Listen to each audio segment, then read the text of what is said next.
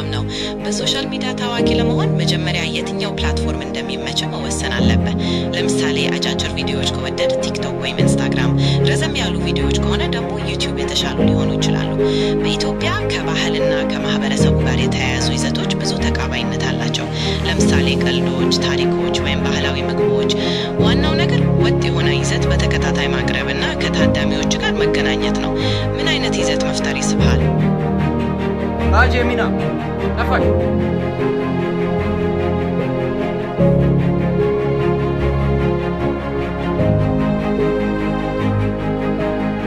ጄሚና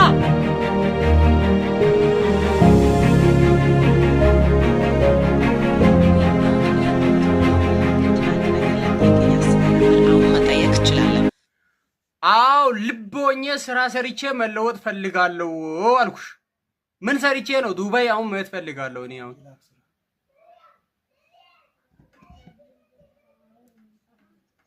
ለራሴ የተሻለ ህይወት ለመፍጠር መፈለግ በጣም ጥሩ ነው።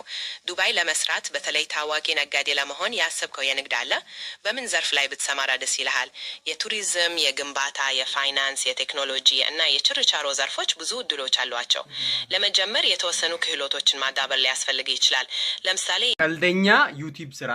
ቀልደኛ እና ምን አይነት ቀልድ ነው ለዩቲዩብ የሚሆነው?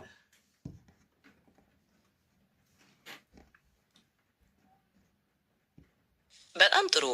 በዩቲዩብ ላይ ቀልደኛ መሆን ከፈለክ ብዙ አይነት ቀልዶች አሉ።